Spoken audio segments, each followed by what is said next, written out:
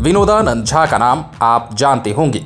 ये दरभंगा के पहले ब्राह्मण सांसद रहे थे और इसके पहले ये बिहार के सीएम भी बने थे।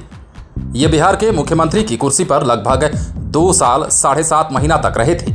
लेकिन आपको शायद ये पता नहीं होगा कि इनकी कुर्सी कांग्रेस के अंदरूनी कामराज प्लान की भेंट चढ़ गई थी, जबकि बदनाम हो गया इनका मछली कांड। इन्होंने 18 फरवरी 1961 को मुख्यमंत्री पद की शपथ ली थी और 2 अक्टूबर 1963 को इनकी कुर्सी चली गई थी। दरअसल विनोदानंद झा मूल रूप से देवघर के रहने वाले थे, लेकिन इन्होंने मिथिलांचल को अपनी कर्मभूमि बनाया था। तब झारखंड का बंटवारा नहीं हुआ था और देवघर बिहार में ही था। स्वतंत्रता आंदोलन में शामिल होने पर फ्रीडम फाइटर के रूप में इन्हें 5 बार जेल जाना पड़ा था। किसानों के मसले पर और संथाल परगना के सवाल पर ये सियासी गलियारे में काफी एक्टिव रहे थे, लेकिन इन पर कई आरोप लगते रहे थे। बता दें कि आजादी के बाद से 1984 तक देश में कांग्रेस काफी मजबूत स्थिति में थी। वाकया 1962 का है। 1962 के चुनाव में भी कांग्रेस को बड़ी सफलता मिली थी। कांग्रेस के सत्ता में आने से बिहार में विनोदानंद झा की स्थिति काफी मजबूत हो गई थी, लेकिन उस समय कामराज प्लान पर भी काम हो रहा था। उस समय दक्षिण भारत में कांग्रेस में वरीय नेता थे कामराज। वे संगठन की मजबूती के लिए काम करते थे और इसी के तहत वरीय नेता कामराज ने संगठन के लिए एक प्लान दिया था। इस प्लान के तहत सत्ता में 10 साल से अधिक समय बिताने वाले नेताओं को संगठन के लिए समय देना था।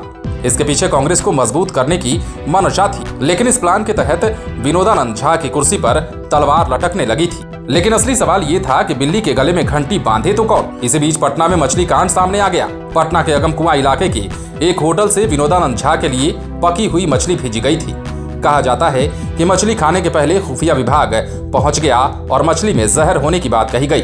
इसके बाद तो सियासी हंगामा मच गया था। बाद में यह मामला प्रधानमंत्री पंडित जवाहरलाल नेहरू के पास पहुंच गया। किसी तरह मामला तो सलट गया, लेकिन गांधी जयंती के दिन ही विनोदानंद झा की कुर्सी भी चली गई।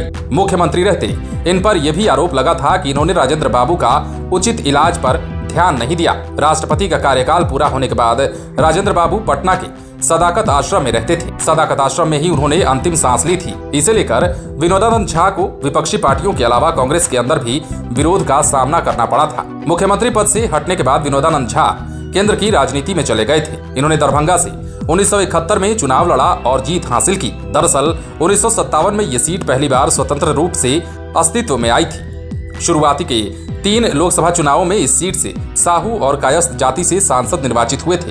हालांकि 1977 में इंदिरा विरोधी लहर की वजह से विनोदानंद झा को हार का सामना करना पड़ा था। फिलहाल इस खास कार्यक्रम में इतना ही। खबरों में अन्य अपडेट्स के लिए आप बने रहे बिहार इन शॉर्ट्स के साथ।